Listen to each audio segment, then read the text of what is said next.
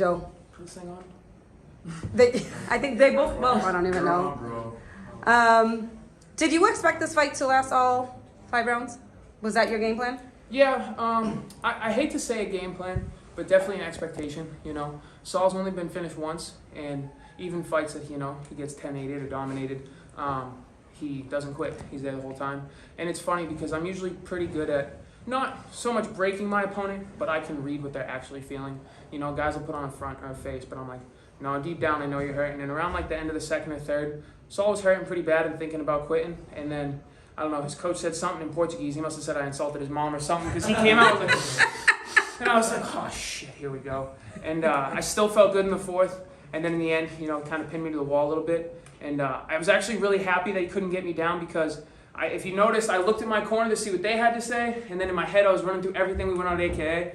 And I was like, if I can just stop this takedown, like that's a personal win. So I was chilling there, and then somebody said 10 seconds, and I was like, that's a win in my book. Not so much like I'm stalling to win the round, but just like, in the past, that would have gotten me to the ground. Now it's like, you can't take me down. And then in the fifth, we knew it was going to be a lot more of that, a lot of pressure, a lot of takedowns. And it was really nice, able to work, my back pedaling, my back striking, stopping takedowns. So it was more of it was like a classroom experiment, kind of. So not a game plan, but an expectation. And if it was a test, I passed with flying colors. Now, that finish, just all that striking, I mean, what went through your head? Were you trying to finish him? No, just kind of trying to raise the output and stay tight. One of the hardest things you can do is throw as hard as you can while throwing fast and keeping your composure. So I was just like, let's see how hard and fast we can throw without, standing square and being ready to brawl. And a couple times I ended up that way for a half second. But I think I did a pretty good job. And I tell people all the time, especially something we focus on at AKA, it's easy to strike for 25 minutes. It is the hardest thing in the world to strike for 25 minutes after a few wrestling exchanges. And we wrestle so much at AKA that I know there's nobody that can wrestle with me and then get right back into the striking exchange. Awesome. Jojo. What's up? As always, bro, congratulations. Thank you. I think that's all I can say to you. So, definitely AKA, definitely showed up as usual. And it shows that you have a tight-knit bond with this out in Cali. I mean, you pretty much dedicate yourself out there and then come back and then just work on your personal gym too. So, I mean... I have the greatest support system that any fighter could ask for.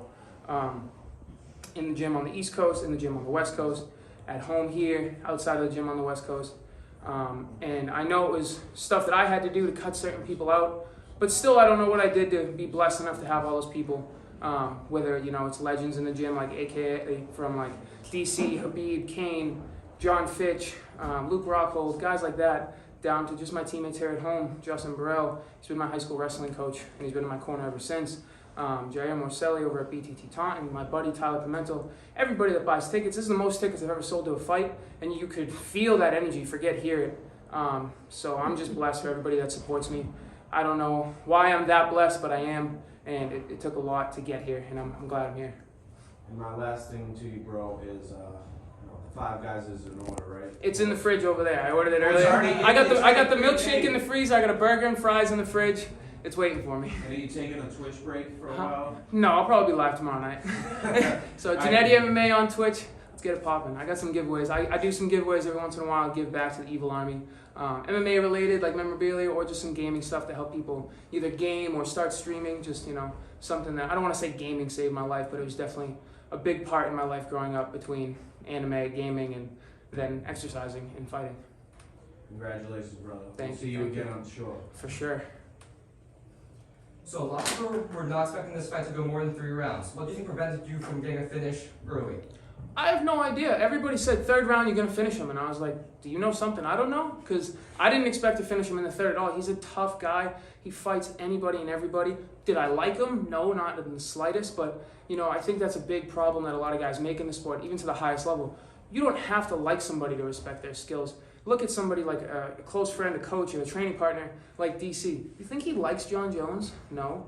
But he still looks at him and says, that prick's one of the best in the world. So that's a true martial artist. You don't have to like everybody, but you have to respect their skill set. And if I finish him in the 3rd, cool, but I said multiple times, if he lets me beat him up for 25 minutes, I will beat him up for 25 minutes. Do you think you're closer to the UFC after this fight? I don't know. A lot of things I could have done better. I know I'm going to go to the bar and everybody's going to tell me I'm crazy like my last few fights. But man, I'm just such a perfectionist because it just takes one in this game. Every little punch that he hit me with, and there wasn't many, any one of those could have put my lights out. And that's just the game we play. So, you know, it frustrates me when people do land on me because I know I'm one of the best strikers on the East Coast. And when guys like that land on me, it kind of goes against that argument. So a lot of things to improve on. Maybe I am closer to the UFC, but like I've said before, the reason I belong is because I have a chance to beat anybody in the UFC, specifically bowl-cut, blonde-headed fighters. What's the biggest thing you think you can improve on from this fight? Mentality, you know. Not like I'm mentally weak, but I definitely feel like there's doubts that follow me from when I was a kid. Deep down there, stuff that I usually only battle right before I'm about to walk out. You know, I'm about to walk out and I think about that kid that hit me with a flying knee in 6th grade outside of my middle school. And I'm like, damn, that kid got me. And that was because I was running my mouth because he kept calling me fat. And, you know, so many heinous things said to me, and I'm thinking of it, and I'm like, why does any of that matter right now? But it does, because that will play into your performance. So I fight those fights right before I walk out. So I got to fight those fights outside the cage a little bit more, silence those voices, and then, you know, come back and just be the best I can be. So the fact that someone said you were built like a milk bag motivate you in this fight? Yes and no. Like, that was, and I pinned that on one of my posts, that was the greatest comment I've ever heard because, like, it makes sense until you think about it, and then you're just like, what does that mean? But then one of my friends yelled it to Saul, and I was like, I'm supposed to be a badass right now. You can't say that. I'm trying not to laugh, and I hear, Saul, you're built like a bag of milk. And I'm like, you didn't hear him. You didn't hear him. Then Saul throws a jab, and I'm like, shit, I heard him. All right, congratulations. Thank you very much. Anything that you want to share? I'm just excited to get the win. I had a whole list of, you know, shit talk and names to drop, but I do every time, and then I realize that I work so hard for this, so the only person that gets the limelight here is me and my team. So, Is there anyone who inspired you throughout this fight camp? a lot of people, and I might get backlash for this, but a lot of men, a lot of guys that go through really hard times. If you guys saw, like, a part of my profits from my fight shirts is going in Movember, basically to help with men's mental health. Something that a lot of people have been talking about more and more lately, which I love, but I still don't think it's talked about enough. You know, is there stuff that men do that's bad out there? Of course, everybody does bad shit. Nobody's perfect, but I feel like men's mental health is very skimmed over, and I know I've hit my lowest of lows. And like I've said to you guys, I'm just so blessed to have the support system I do. But a lot of people don't have that support system or don't know they have that support system, and they end up clocking out early or even just considering it. So, you know, guys, if you got the boys you want to take care of, ask them how they're doing. Everybody else, ask the guys in your life, dads, boyfriends, brothers. Might be all they need. Thank you. Yep. Last question from me. Obviously, you signed off with calling, shouting out the UFC brass. You called out Sean Shelby and company. Do you think with this fight that you delivered on what these brass are looking for? And if so, how do you think, essentially, like plotting out the return to the UFC? How close, what do you think you need to exactly deliver on in order to finally have no chance of saying no to you? Maybe just prove that I can be a draw. Book a UFC at the Garden, watch how fast we sell it out. I can guarantee within the first 48 hours, we'll sell out the Garden. Bet my life. Anything else? Let's drink!